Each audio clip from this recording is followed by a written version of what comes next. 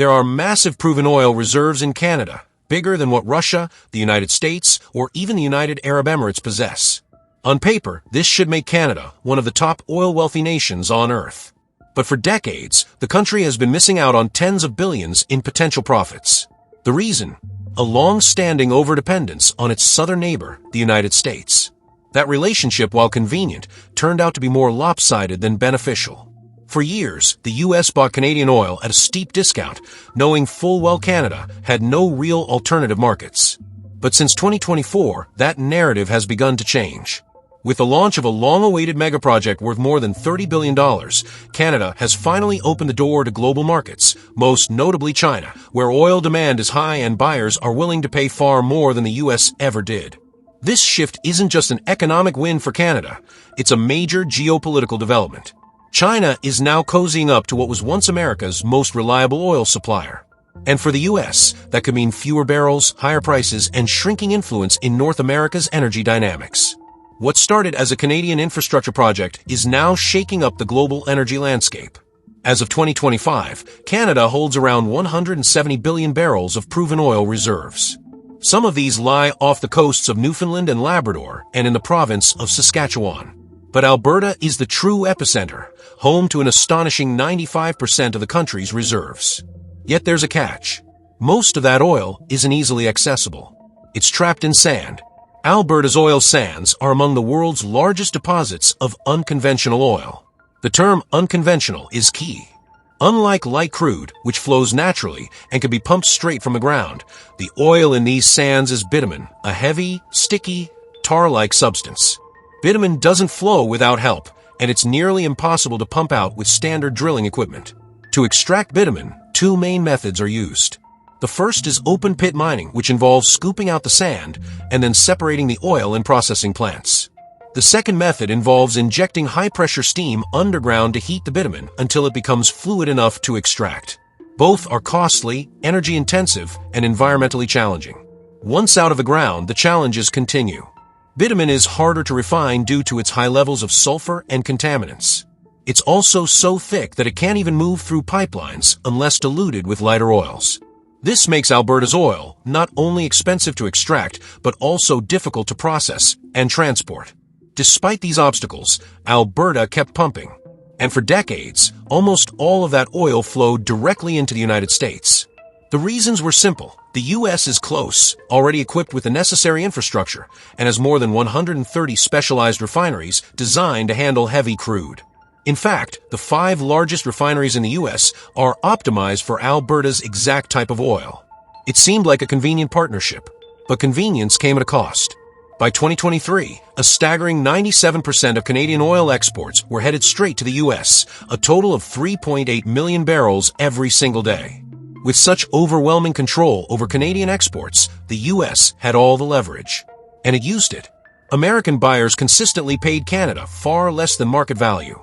In 2018, Canadian heavy oil, known as Western Canadian Select WCS, sold for nearly $50 less per barrel than West Texas Intermediate WTI, America's light crude benchmark. Even during more balanced years, the discount hovered around $13 per barrel. Over just 4 years, from 2015 to 2019, Canada lost roughly $14 billion in potential revenue. The solution was clear. Canada needed access to new buyers. And the only way to do that was to move oil to the Pacific coast, where it could be shipped overseas. Enter the Trans Mountain Expansion Project. The original Trans Mountain pipeline connected Alberta to Vancouver's coast, but it was limited to just 300,000 barrels per day. Building a completely new pipeline would be massively expensive and politically difficult, so the Canadian government opted to twin the existing one, laying a second pipeline along the same route. Work on the $34 billion expansion began in 2019, and it was anything but easy. The pipeline cuts through rugged mountain terrain. In some places, crews worked at altitudes exceeding 3,300 feet. At one point, they had to bore a tunnel straight through a mountain, removing 1.4 million cubic feet of rock in the process. That tunnel was later fitted with 3 30-inch pipelines, capable of carrying heavy crude, refined products, and even some light oil. But oil still needed a way out to sea. The West Ridge Marine Terminal in Burnaby, British Columbia, was built in the 1950s and only had one dock. It could handle just one ship at a time, far too slow for the pipeline's new capacity. So it too was overhauled. Massive steel piles, up to 7.5 feet in diameter and nearly 240 feet long, were driven deep into the seabed. And somehow, all this happened while oil shipments continued. The upgraded terminal now has 3 high-capacity docks capable of handling everything from small barges to giant Aframax tankers, which can each haul up to 125,000 tons of oil. By May 1, 2024, the new pipeline was operational. Its capacity had nearly tripled from 300,000 to 890,000 barrels per day. An additional 590,000 barrels could now reach new markets daily. For Canada, this marked a turning point, a long-awaited opportunity to finally move beyond U.S. dependence. The big question was, where would the oil go? That question was answered just weeks later. On May 24, 2024, the first tanker, loaded with 550,000 barrels of Canadian oil, departed Burnaby, bound for China. By June, China was importing 250,000 barrels per day from Canada. A minor correction period followed, but by October, daily shipments had risen to over 300,000 barrels. In March 2025, Canada set a new record, 353,000 barrels shipped in a single day. And while China is still buying at a discount, it's a much smaller one, typically $2 to $5 per barrel, and sometimes as little as $1. Compare that to the $13 discount Canada gave the U.S. for years. Meanwhile, the U.S. was feeling the squeeze. In May 2025, the average discount it received on Canadian oil had dropped to $9.15 per barrel, the lowest on record. According to Alberta Central's chief economist, the expanded pipeline brought in an extra $10 billion in revenue in 2024 alone. That's essentially a bonus month of oil income. Although Canada still sends a majority of its oil south, things are beginning to shift. By the end of 2024, U.S. imports had dropped to 95% of Canada's total oil exports. That's still high, but it's the first reversal of a trend that had been growing for decades. The new pipeline isn't even operating at full capacity yet. But once it does, Canada could reroute even more barrels away from the U.S. if it has enough buyers. That's why conversations have started around reviving canceled pipeline projects. One is the Northern Gateway Pipeline, originally proposed in the early 2000s. It would have carried 525,000 barrels per day from Alberta to a terminal in Kitimat, British Columbia, where oil could be shipped to Asia. The project was cancelled in 2016 after fierce opposition from indigenous communities and environmental groups. But with global demand rising and the China market booming, there's growing talk of bringing it back. Another possibility is the Energy East Pipeline.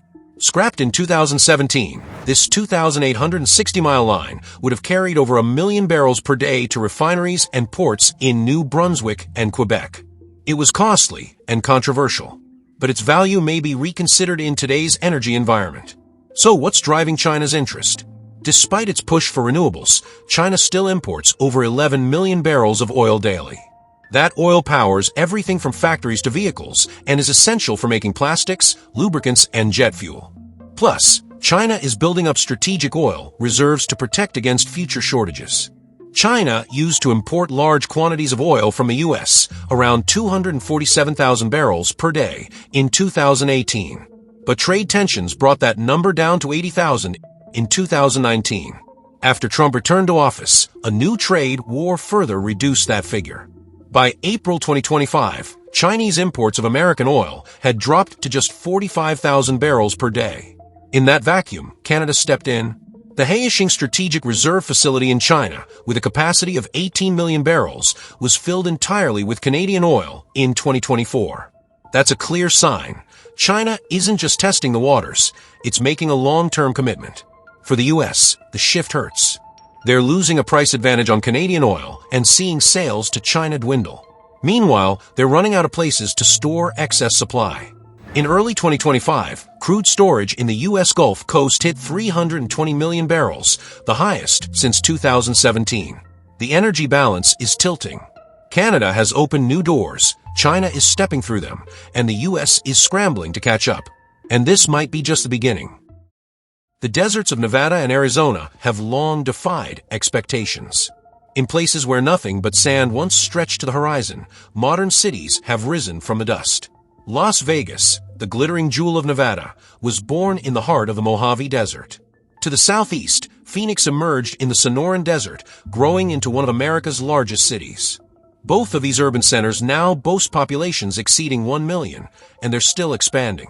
It might seem like there's no more room for new projects in these arid landscapes, but that couldn't be further from the truth. Not long ago, a massive infrastructure development began taking shape in southern Nevada, right in the harsh Mojave terrain. Bulldozers, cranes, and explosives reshaped the earth. Hundreds of workers toiled under the blistering sun, all working toward a single goal, to build a new highway system that would stretch all the way to Phoenix, Arizona. Why? To better connect the two states, and more specifically, to tie their major cities together with an efficient, modern road system. But this isn't just a story about highways. It's about booming populations, expanding economies, and a critical piece of infrastructure that could change how people and goods move across the American Southwest. From 2010 to 2020, both Nevada and Arizona experienced major population booms. Nevada's population jumped nearly 15%, reaching 3.1 million. Arizona saw similar growth, rising by about 12% to 7.1 million. Along with the people came goods, and lots of them. Every year, roughly $144 billion worth of cargo passes through Nevada. Arizona handles even more, over $330 billion annually. These figures are expected to rise steeply over the coming decades.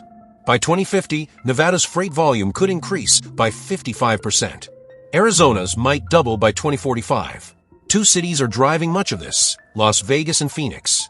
Acting as regional hubs, they serve as both final destinations and key layovers for people and products moving across the region.